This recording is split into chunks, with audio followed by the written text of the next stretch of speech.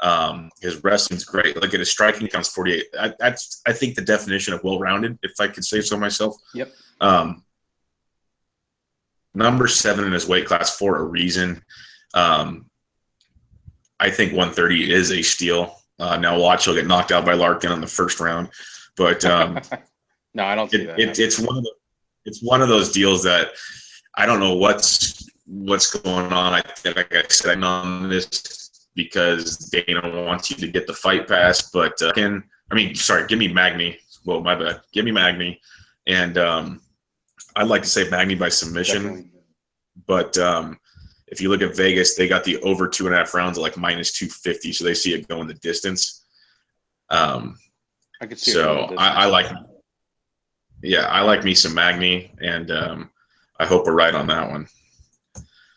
Yeah. Well, that'll take us into the FS1 prelims to start 8 Eastern, 5 Pacific on FS1. That's channel 219 for you DirecTV subscribers and everybody else. I can't help you. The first fight of the night is Ronda Quiet Storm Marcos, minus 140 favorite over Courtney Cast Iron Casey. Honest to God, I know not much about either one of these women. No. No disrespect to the women's weight class, but I can. If you have nothing, I can move on. Just brief look and nothing special here. Betting for me. Yeah. Okay. Well, then we'll get to the fight that I've never. It's like you seeing Santa Claus the way you talk about this fight. You've been researching this fight. Like, I'm pretty sure you know the dietary restrictions of these guys right now. We're talking Artem, the Russian Hammer Lobov, Conor McGregor's little boy, and he's a minus 110 against Chris Avila, who many might not know is out of the 209, and he's a minus 110. Doc got a great number on it. I forget what it was now, but that line has changed quite a bit, and I will let Doc have the floor. Pretty simple. If you like Avila, bet it now. I got him at plus 105. This would normally be a bigger bet for me. The only thing is this is Avila's octagon debut. I've seen all of his fights, not all of them, but most of them on YouTube. And if this was not his UFC debut, I would probably go bigger on this fight. But since I have to worry about what they call the octagon freeze, a guy's first fight in the UFC, that's something you do have to take into consideration. But Lobov's, he's nothing. He's not going to be able to compete with Avila. Avila's a guy that trains with the Diaz brothers. He's just as well conditioned as the Diaz brothers. He runs triathlon. He competes in triathlons. Very well-rounded, good jiu-jitsu, good boxing. This I could not believe. I think the only reason why Lobov opened a favorite was because he's got UFC experience. But no way. I like Avila in this fight. I like him a lot. And like I said, if it wasn't his octagon debut, I'd go a little bit bigger on this. But yeah, I had this fight circled, waiting for them to release this line. And once they did, I hit it at plus 105. I still think at minus 110, you're getting a pretty good number. But if you like it, bet it now, because I think by fight time he's going to be probably minus 125, minus 130 favorite. Yeah, I can't argue any of that. If anybody remembers Artem Lobov from The Ultimate Fighter season 22 when he's on Tiger's team, the only reason why he's in the UFC is because of Conor McGregor. He lost his fight to get into the house, and then all of a sudden Dana was like, "Oh, we're gonna bring one loser back from both countries. Oh, we're gonna bring Artem back because it's Conor's shillelagh." Yeah. He is the walking, talking definition of a one-trick pony. Yep. If you can avoid, and don't get me wrong, he does have hammer hands. Like, he does. Scary hammers. But if anybody watched the Ultimate Fighter finale, when he faced Ryan Hall, who all Ryan Hall did was went spider monkey on him for 3 rounds, and Artem had zero answer for him at all. had no Yep. clue what to do with a guy that was on his back on the nothing. I think I might have been able to wiggle around a little more than Artem Lobov did. Zero to do with it. I wouldn't be surprised if Artem is a dog by fight night because, Yep. like, obviously we really enjoy UFC and, you know, we are somewhat knowledgeable in the sport, but we aren't the only ones that are seeing what you're seeing. And now that you've opened my eyes to with Chris Avila, he is super well-rounded. Like you said, he trains with the Diaz brothers, who are some of the best boxers and the best ground technicians in all the UFC. Talk all the shit you want about them for their attitude and this and that, and that's one thing. When it comes to getting in that octagon, they're some of the best fighters in the history of the UFC.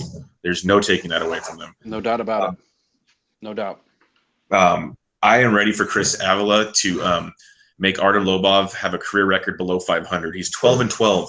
Anybody else is 12-12 is not in the freaking UFC. It's an absolute travesty. And I think this might be the last time you see Artem Lobov in the UFC. And you have anything else to say? Because that sucks.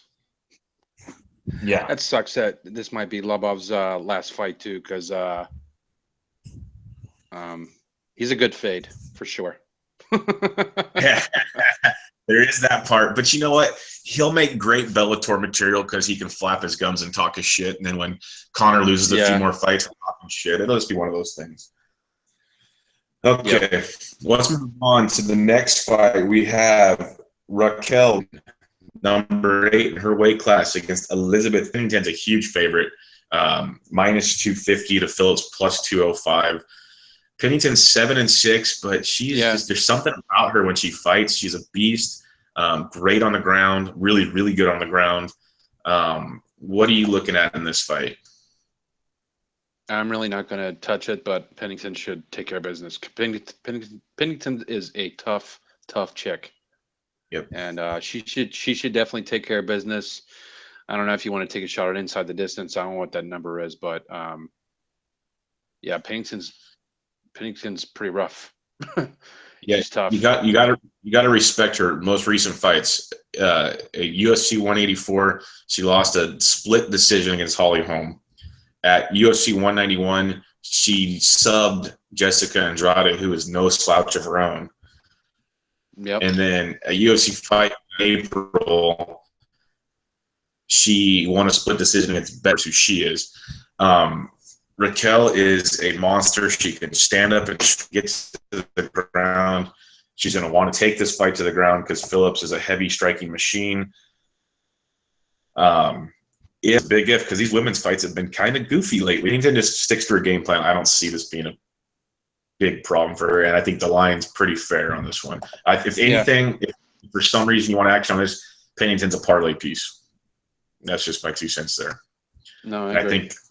I think it's a safe parlay piece, but like we keep saying, and I'm going to say it again like a broken record, it's the UFC, so nothing's safe.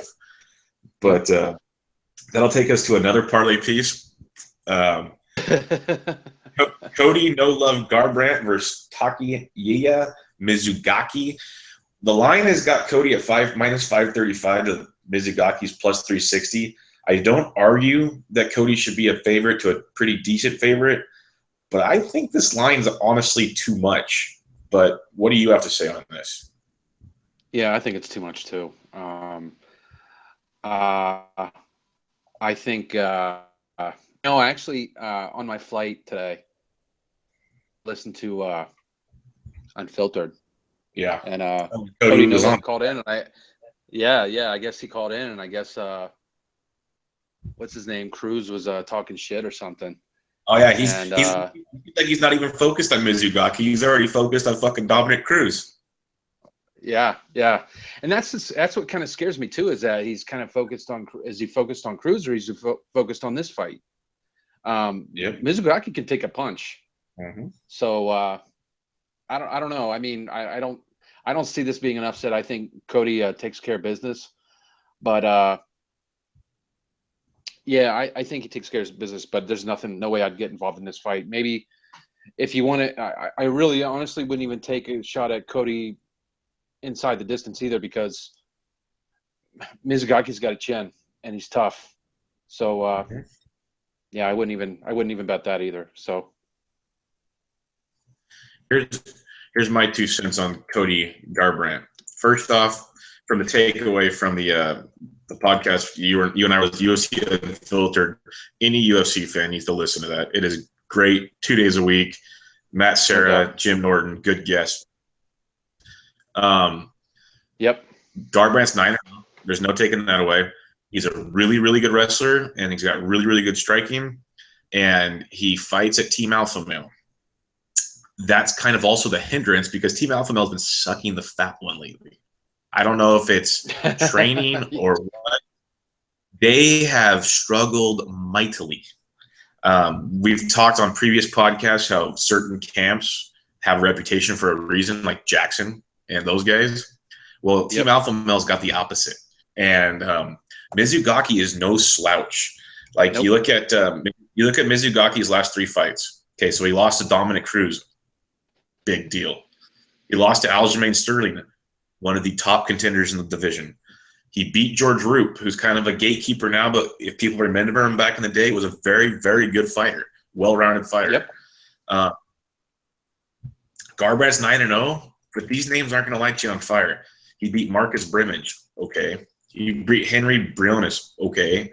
Augusta Mendez. His last fight, he knocked out Thomas Alameda in the first round. That's not bad. I'll give him that one. That's not a bad win. But prior to that, what's he really done? He should take care of business. This should be one of those, if you want to take inside the distance or you want to parlay him or whatever. At the same time,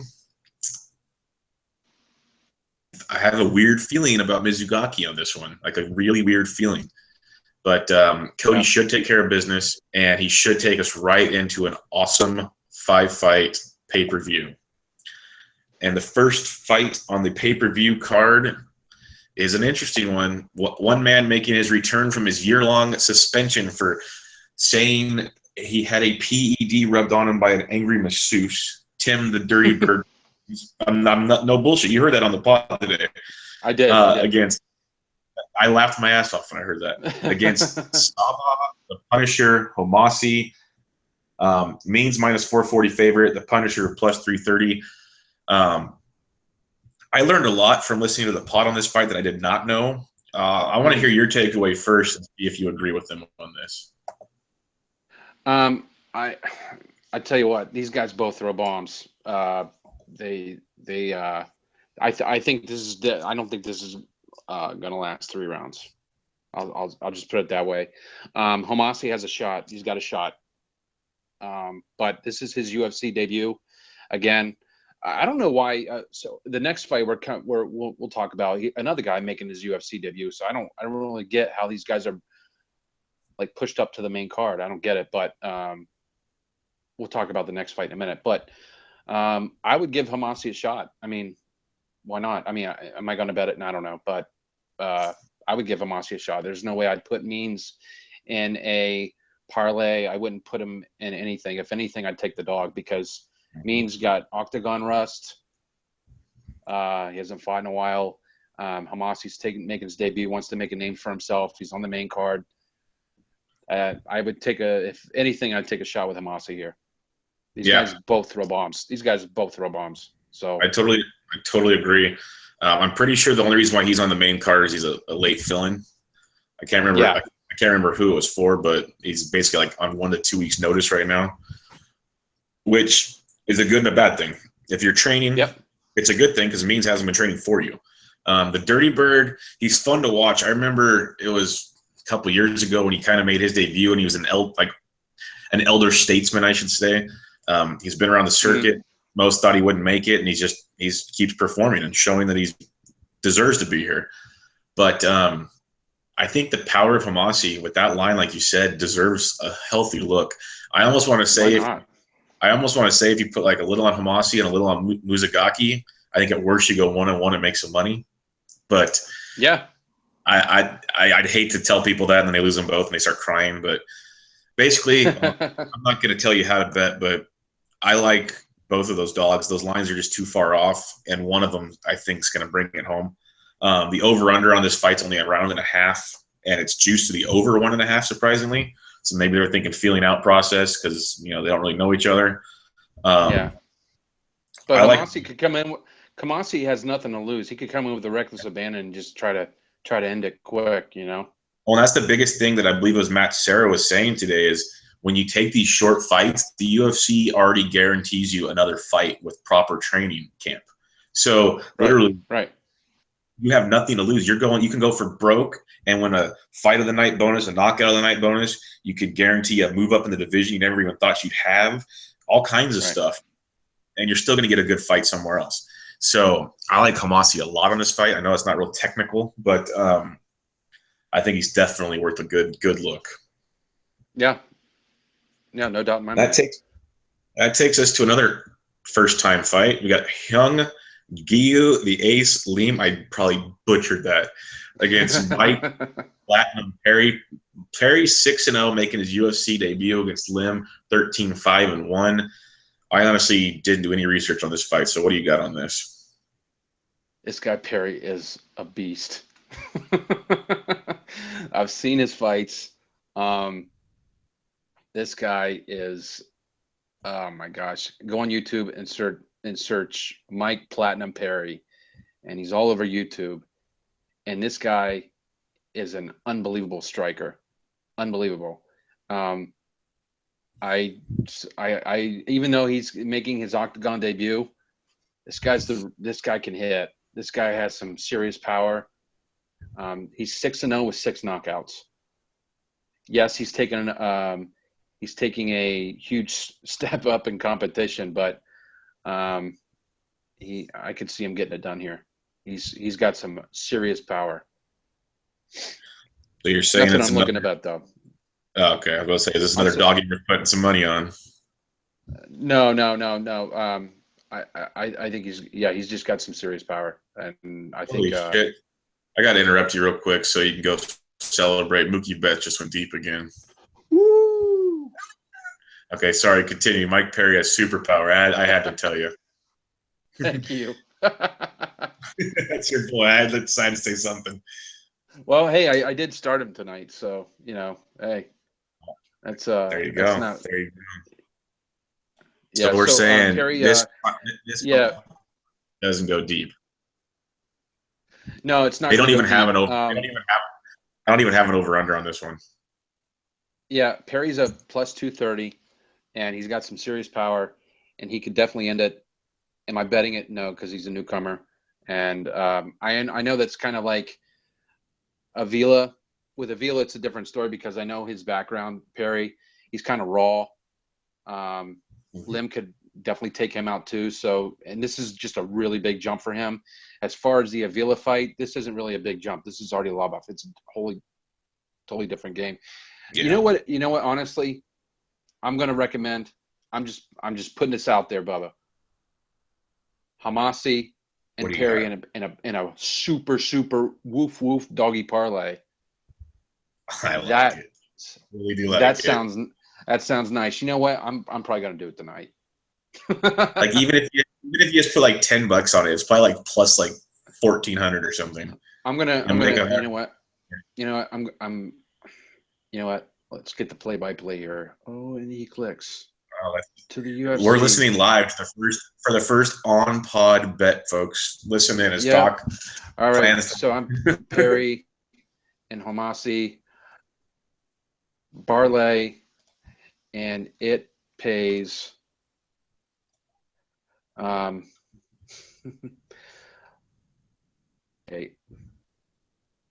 Outstanding. That's what I'm saying. Literally, you can put $10 on it. No, I'm sorry. I'm doing the math wrong. Jeez, I'm like Twitty now. Plus 1385 is your parlay. So I guess 1,400. Yep. It's worth it. Oh, hell yeah. Because these guys, literally, they are the definition of what we say of one-punch power in the UFC. Like, it's... Yep. It'd be awesome. Now I got something to root for. Yeah. That's outstanding. Outstanding. That's great. Well, let's move on to the next fight. And this is one I'm super pumped about. I don't even know how I missed this one until I put the outline together. It's Rick the Horror Story against my man, Donald Cowboy Cerrone. Cerrone has him as a minus 160 favorite over Story. What do you got? I'm not betting the fight. No. This is just something I'm going to watch and I'm going to enjoy it. Cerrone's moving up in weight. That's a big deal. Story's a veteran, very rugged. He's got a good chin, very well rounded. If I had to bet it, I'd probably go over 2.5. But I'm not going to touch it. I'm just going to watch it. I think it's a I think this is going to be an outstanding fight. Yeah. What I'm going off of is I'm biased off of Cerrone. I love this man. I love how he takes a fight any moment. He begs for fights. Mm-hmm. He does whatever it takes. You gotta love this man.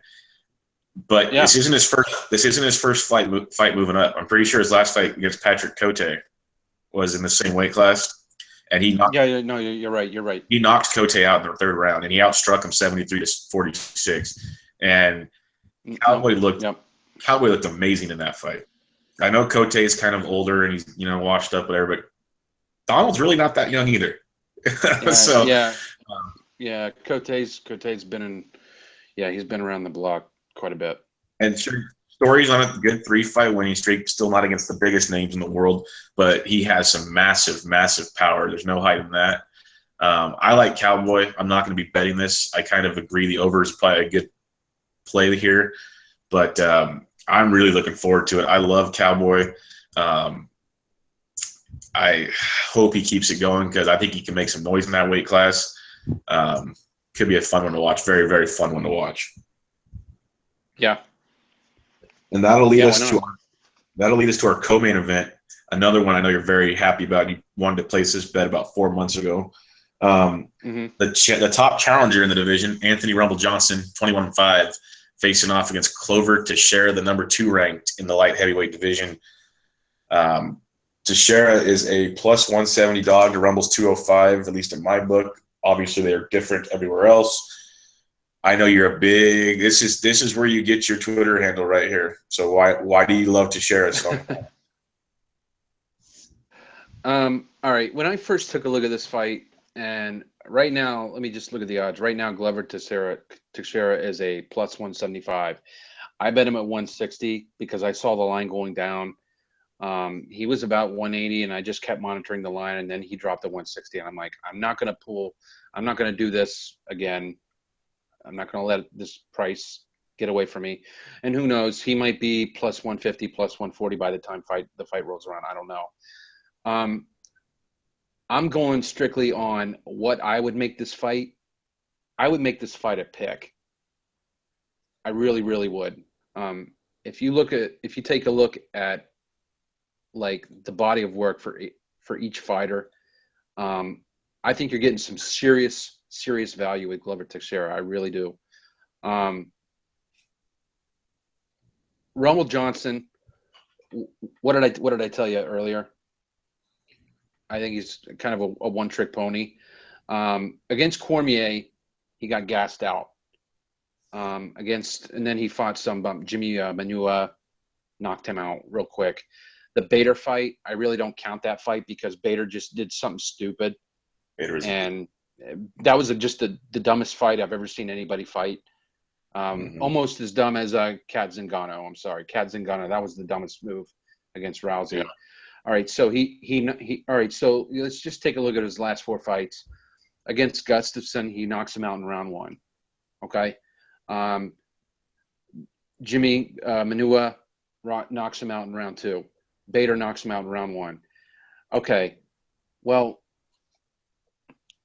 there's a thing about these one punch knockouts, and that's what they pretty much are. I don't put a lot of stock into them. I think Teixeira, especially Glover's last couple fights, he's looked like refocused. I know that Teixeira has I know Johnson has the reach advantage, And I know Johnson's got some power and stuff, but that and all that jazz. But I think Teixeira, a lot of people were forgetting that this guy has been in some wars in the UFC. Let's just take a look at a couple of his fights. All right, Glover against Rampage, dominated Rampage. That was a long time ago. James Tahuna, round 1 submission. Ryan Bader, first round knockout. John Jones, 5-round unanimous decision. That's John Jones. He's in a different class. The only thing is that loss against Phil Davis, and I think that kind of woke him up a little bit. Yeah, that was a bad loss. But ever since then, he's come out. He didn't look that great in the St. Preux fight. Actually, he got rocked in the St. Preux fight, but he can take a punch. He's got a chin. Came back, submitted Oven St. Preux. Patrick Cummins took care of business there. Rashad Evans took care of business there. A rusty Rashad Evans, I might add also. He shouldn't have been fighting. No, period. He shouldn't be fighting. But I think the fact that Teixeira is his jiu-jitsu, his wrestling, how good he is in the clinch, his striking is very, very good. His cardio is better than Johnson. He doesn't have as much power as Johnson. Yeah, but I'm telling you right now, if this goes into the second, third round, advantage Teixeira. This is almost like if Johnson's going to win this, he's going to win the first round. If this goes into the late rounds, I just don't trust Johnson's cardio. I'm not sold on this guy. I'm not. He can punch. He's got power, and that's it. But Teixeira at this price at plus 175 now, you got to do it. Gotta. He's too good. I make this fight a pick. I made this fight a pick. I looked at this line. I'm like, that's ridiculous. There's no way that Rumble Johnson should be this big of a favorite. Now he hurt Cormier. He did. But after that, it was a wrap. Cormier worked him and then submitted him, which Cormier never does. So, I'm sorry, but I like Teixeira. I think he's got more experience. He's better well-rounded fighter, and I think he's going to win this fight. I really do. I don't disagree with this. I think it's gonna. As you were talking, I'm looking over stuff and I'm sitting there going, these statistics are eerily similar, which definitely leads to your should be a pick'em fight. Reminds me of the old Rock'em Stock'em Robots game we used to play as a kid. It's two guys that are just going to hit each other until one of their heads flies off. Right. The only way this wouldn't happen is some interesting stats that I didn't really know that much about. So it's the grappling. Some guys, Glover, 50% success rate, 34. So only 34 attempts. Not saying much. But he's got 5 submissions. Mm-hmm. Rumble, 18 for 30 at 60% with 5 submissions. So I guess they can play on the ground. And if you look at their overall percentages, like Rumble's 33% striking, 42% takedown, where Glover's at 40% striking, 38% takedown. So it shows you Rumble. He once was a great wrestler. Seems like he's gone away from that game and he just wants to be, I'm going to knock you out game. And right. That could get him in a lot of trouble. Right?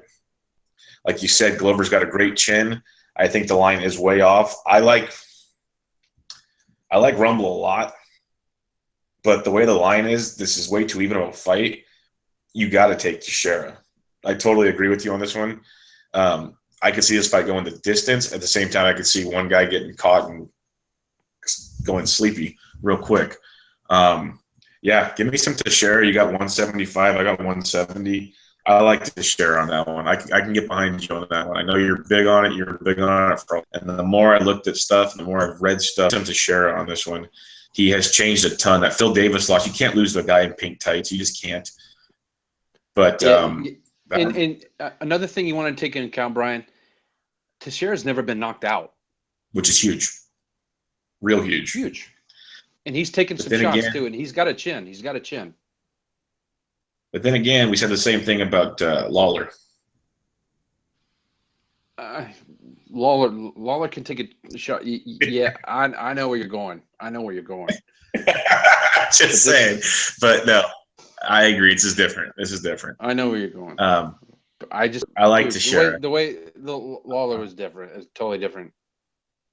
Yeah. No, I'm just messing with you on that one. I had to say it. All right. We're going Glover. The line is wrong. It should be a really good fight, really entertaining. I could see fight of the night potentially in that one, or knockout of the night for sure. Could be real great. So now it'll be a submission in the third round. But let's get to the main fight, the one everybody's been waiting for, the one that's going to rock Vegas's world as Ireland comes and invades once again. We have Diaz McGregor too. Nate Diaz, I have him at plus 105 to Connor's 125. Wow, has that line changed from what you got on their first fight, Doc? I remember we did that first podcast. You were Diaz, woof, woof, all over the place, and you were not wrong. McGregor got gassed. Diaz did his thing, took some punches, and whooped his ass in the second round. Do you see anything different in this one? Nope. Same story, different date. Same story, different date. Yeah. And I'll let you give your opinion on the fight, Brian, and then I'll give my opinion. Okay. I unfortunately agree. I do. I love watching. No, I love watching Connor win because I love the shit talking aspect he brings to the game. It's like a whole WWE feel. He's out there calling out the entire WWE right now. And I'm seeing pictures. He's out there word for my opponent. I'm going to go ride bikes and I know he's giving. I know he's super serious and he wants to win. And he is a really, really good fighter. Not at this weight class. Get in your lane. Know your role. As The Rock would say, know your role and shut your mouth. That's right. You need to go fight with your people, protecting them and dancing around because you lost to Nate Diaz. And what are you going to do, Connor, when you lose a second time? I'd really, really love to hear what you do there. You know, beg for a third fight? Because after a while, it's just, the boy who cried wolf. Would I be surprised if Connor wins? Not at all. Not in the slightest. Like I said, he has super skills. We know he's taken this training camp super. He's done stuff that he's never done, so on and so forth. But then again, Nate Diaz phone call for the first fight on a yacht outside of high on 4 joints and drinking tequila. And he came out, 2 weeks later? Now he's full training camp. And I love his shit talking too, don't get me wrong, but win or lose, he's not going to stop talking. I love his cardio. I love his ground game, which I don't think Connor has gotten any better at. I could be totally wrong. As long as Diaz can take a few punches again and wear Connor out, it might not be in the second round, but the third or fourth round, it's going to be the same result. And that's the way I see it. And like I said, I want Connor to win. I really do, but I'm a realist at times, and Nate Diaz is the play on this. And I hope I didn't steal your thunder on that one because you probably are surprised a little bit. I am surprised a little bit. I am, but I'm sorry to disappoint you. But I'm not. I just wish Diaz was plus 340 again or whatever he was. I can't remember what I got him at, but the way I see it, McGregor should just, I don't know why he's doing this fight. Maybe Diaz, maybe he wanted this fight. I don't know. But first, I took a look at a couple factors here. Just a couple factors in this fight. Who has more pressure on them? Is it Diaz or McGregor? I would say Connor, because McGregor. If he loses 2 straight, yeah, absolutely. More pressure's on him because if he loses two straight fights to the same guy, that his marketability goes down. His whole legacy, it takes a huge hit. Yeah, he's training for he's training at the 170. He's training. He's ready for the fight, whatever like that. But I'm sorry, but he's still not used to fighting a guy that's 170. Diaz has the reach. He's got just as good boxing, if not better. Cardio advantage, Nate. Let's see what else. Ground game, it's no contest. That's the thing. You once you saw Conor McGregor go to the mat, you knew it was rap. That guy looked like a total fish out of water, man. Out of his element totally. Hey, And real quick, I mean, he looked out of his element after. Yeah. real quick. Do you know who else looks like that? It's called his teammate Artem Lobov. Oh, that's right. That's right. That's right. They don't know what to do. They can't box. But sorry, continue. No, it's all right. It's just the fact that this is just, I don't understand why McGregor's a favorite. I'm sure Diaz knows it, and I'm sure he's going to take this into account that he's a dog, and he's going to have to prove it again. Conor McGregor's a great fighter. He's a great featherweight. He's great at his weight, but he's just not made for this weight class. He's just not. And you heard Diaz saying, when Conor hit you, he said, I've been hit with harder punches. Like, it's just different. And you can't tell me in 5 months that Conor McGregor is going to be more powerful and better on the ground than he was before. You just don't. It doesn't happen that fast. It just doesn't. I don't get it, and I just don't get how some people think McGregor's going to knock him out. Like, I just don't see it. I'm sorry. I think Diaz is going to wear him down, and if it goes to the third, past the second or third round, it's Diaz. A game set match. It's going to be a wrap. Yeah, Diaz is, and like I said in the last pod. Yeah. When you step inside the octagon with a Diaz, you better be ready for a war. Mm-hmm. And I don't think Conor had been in that kind of a war before. Yeah, well, now you know, and you're going to get more of it come this Saturday night because Diaz is going to get in that ass. Yeah, no, a couple things. Conor will be better on the ground. We're not saying you can't get better in 5 months, but to get to the Nate Diaz level that he's trained for his entire life, not going to happen. No way. Nope. Not a chance. Nope. Secondly, the point I wanted to make, and I know you'll totally just tell me I'm an asshole for saying this, but I had to say it. The only reason why Conor is a favorite is because Vegas will get the money regardless. It's the only reason he's a favorite.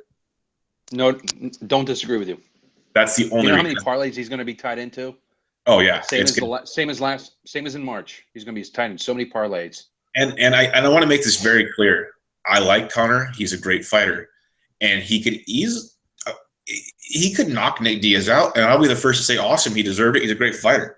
It's just not a good fight for Conor. And if Nate does his thing and doesn't get out of control and not an idiot, he will do what he's supposed to do, and he will finish this fight. That's what I want to keep reiterating. It's not that I'm saying, oh no, Conor's bad, blah, blah, blah, blah, blah. This is a horrible matchup for him. This is not what he should be doing. Yep. And that's why this is just ludicrous. That's why this is ludicrous. And the only reason why Conor can get away with this, yes, all the pressure's on Conor because he can't lose 2 fights in a row. But the only reason he can get away with this, and Eddie Alvarez said it and on the Unleashed pod, is he has nothing to lose because if he loses, he still keeps his belt and comes and fights at this weight class as the champion. Right. So he can be like, oh, yeah, I'm 19-2 in that division. So who cares about the other 2 losses? Right. That's the only saving grace he has. Now, if he loses this fight, will Dana keep letting him play his little game? No. If he wins, unfortunately, Dana probably will let him play his stupid game. But because he puts butts in seats and makes money, there's no denying that. But, yeah, Nate Diaz, I wish way more than plus 105. This should be a pick 'em by fight night. But then again, there could be all kinds of Conor steam coming in because all the Irish folks go to town and want to start betting on him. Absolutely. I'd almost wait to bet Diaz closer to fight night. So yep, that'd be my 2 cents on that one. Well, damn, that was fun. Locked and loaded. 3 fight pass prelims, 4 fight FS1 prelims, 5 fight pay-per-view. Real quick, any best bets? I have a feeling I know a couple of them. What do you got? 2 I've already bet. Well, actually 3 now, but I wouldn't call that parlay a best bet. best bet. I would. I wouldn't call that parlay best bet, but I have right now. I have Avila at plus 105. I would bet that right now at minus 110 if you like it. If you do your own. For anybody listening, if you like what you hear, make sure you just take a look at everything that I looked at. Take a look at the YouTube videos. Just type in Chris Avila and you'll see tons of them. And then you can go on UFC Fight Pass, or you can go on YouTube and see the tomato can called Artie Lobov. So I like Chris Avila, and I already bet Glover Teixeira at 160. Obviously, I did not get the best of that one because now it's back up to plus 175. So that answer, yes, I would still bet it. Yeah. And then for a fun little parlay that pays super, super nice, I just took a shot live on this podcast. It was awesome. I took Perry and Omasi, and the payout is plus 1385 on that. Outstanding. So those and I do like Diaz. I have not bet Diaz yet personally, but it might be a personal play, Bubba. But you had to go there. Yeah. So I'm probably gonna end up betting Diaz too, because I just think. But I really would like to get like plus 110, 115, but I probably won't.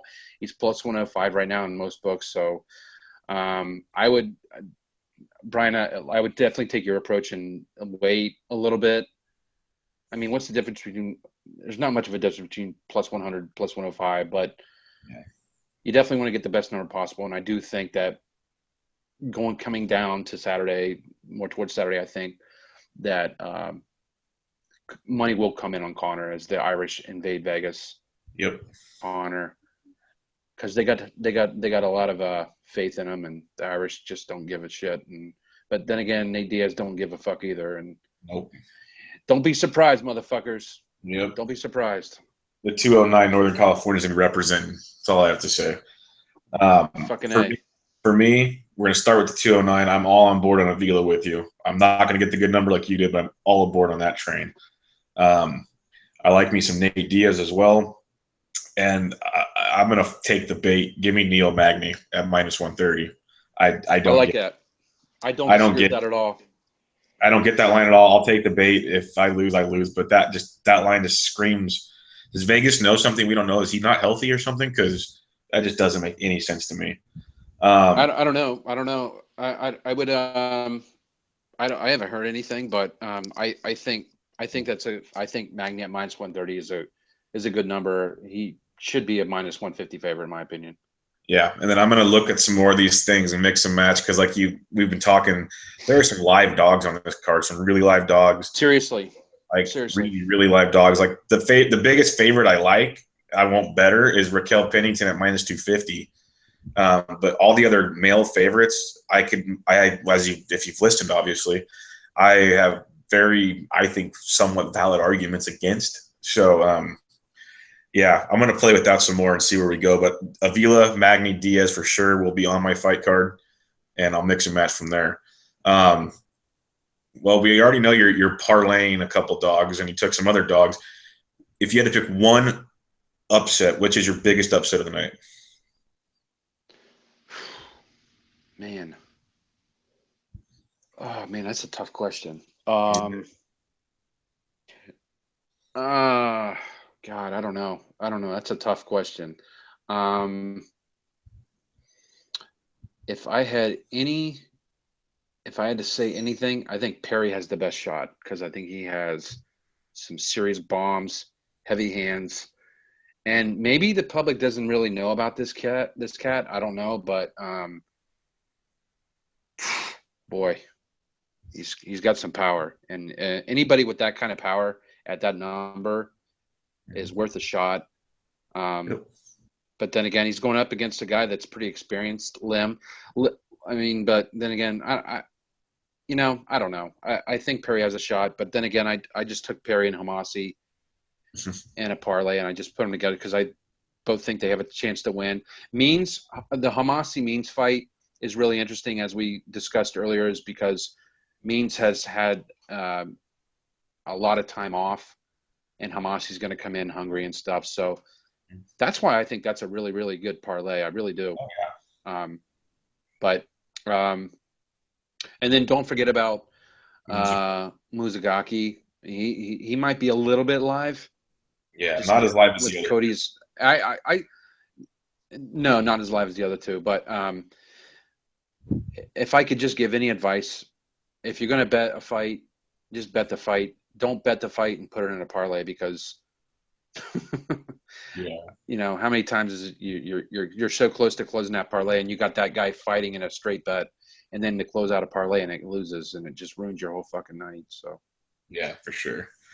Yeah, I'll get behind those. Okay, well, that wraps that up. We have, real quick, let me pull this up. I talked to Dougie, who was supposed to be on the pod today. Life happens. He's down for the 203 pod, as long as something else doesn't happen. He's in for that. yes.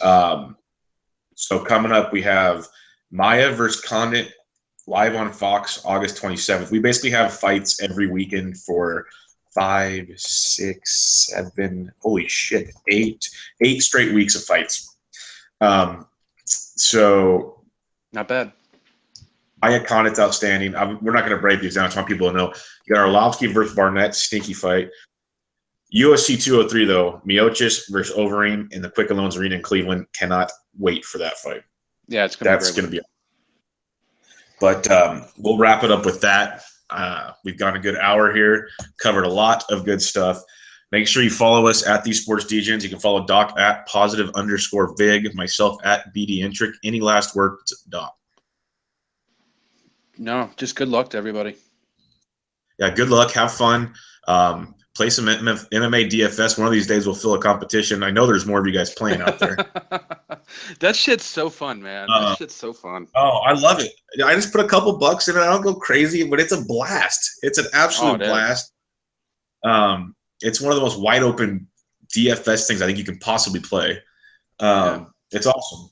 So with that being said, thanks for tuning in to SD Radio, the UFC 202 pod, and we will catch you guys next time.